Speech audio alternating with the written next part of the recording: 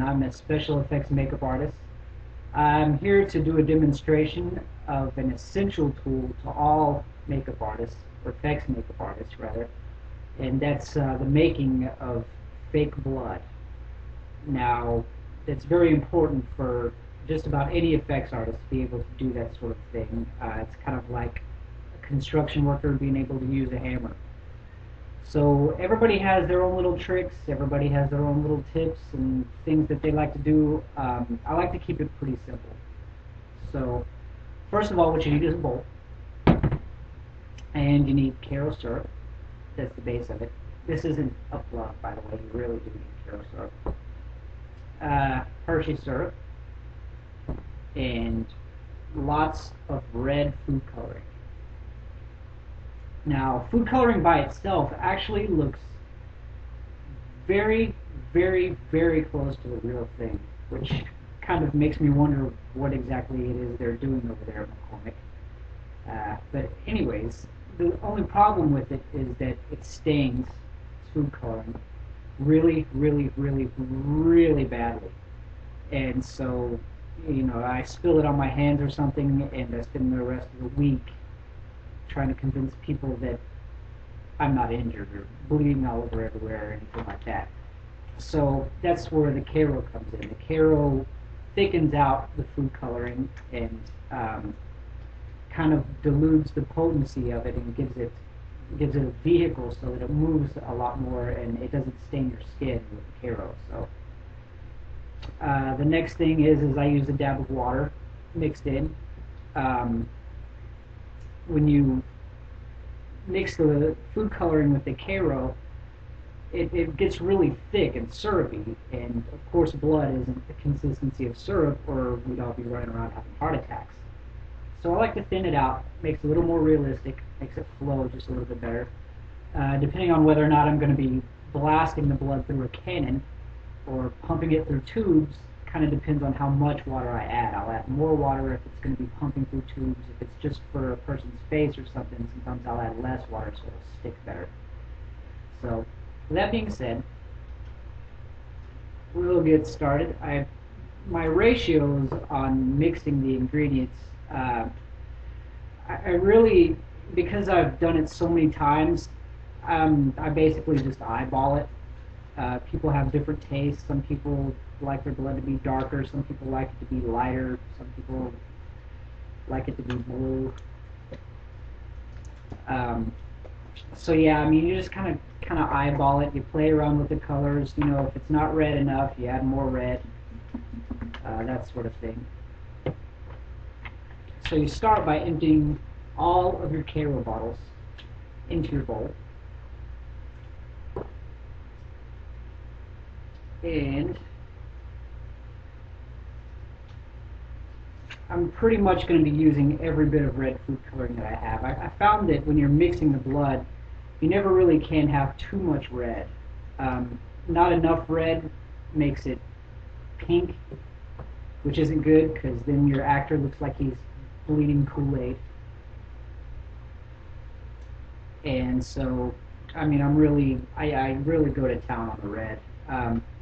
For this particular batch that I'm making, I usually make about 5 gallons of this stuff at a time in one batch, you know, per batch. Since I'm cutting all of my proportions down, basically what I'm using here is approximately 1.5 containers of Caro syrup, and I'm going to be using 6 entire bottles of red food coloring. Now sometimes you get lucky and you go to the grocery store and you find big bottles of food coloring, much bigger than this. The bigger the bottle, the better, because the more red you got, the redder it you just need the red. Last thing you want is pink blood. So now, normally, preferably, one more note about the Caro syrup is this is Caro Light corn syrup, which is pretty much see-through. It's completely transparent. The Caro Dark is the same color as this, but it's hazy. so it's not as translucent, you know, because not as much light gets through it, so it just doesn't look so clear. The only problem with that is it's seasonal.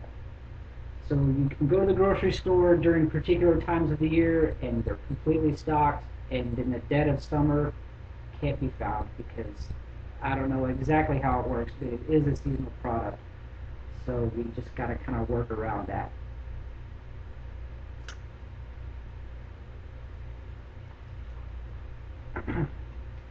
So we'll empty the last of the food coloring in. I pretty much just add it all. I don't worry about, you know, how much red or, you know, if I have too much or anything, because like I said, it's never too much, so I throw it all in. Being very careful not to get it on yourself. So you mix that around really good. Some mixing going on here. And at first, when you start stirring it, the food coloring kind of sits on top because you are trying to mix a water-based ingredient with an oil-based ingredient. So it's going to take, you know, it takes a little bit of mixing to get them to be completely, you know, thoroughly mixed so it all looks consistent. You want to make sure that your food coloring isn't just sitting on top of the oil, that it actually gets mixed in really well. And whoever said oil and water doesn't mix has obviously never made fake blood, because it does. So we're mixing it up. I used to do this when I was a kid, and yeah, my mom always thought I looked like some kind of mad scientist playing with blood. I used to freak out the neighbors all the time. It's all good fun. It's the joys of being an effects artist. So now we've got a pretty good blood color here. Looks good. Now the only problem with it now is that it's still a little bit transparent. You know, you can see through it really well, and you know it just looks clear. It looks like really it looks like blood colored Kool-Aid, basically. So that's where the chocolate syrup comes in. The chocolate syrup is going to lower the opacity to give you a more realistic look to it, so it's not so completely see-through. So I just add a bunch. I don't know, I'm going to start with a half of a container of Hershey's chocolate syrup. Not that I'm plugging or anything, but yes, it is Hershey's. You can use Nestle's. You can use Godiva. I don't know if they still make that stuff anymore.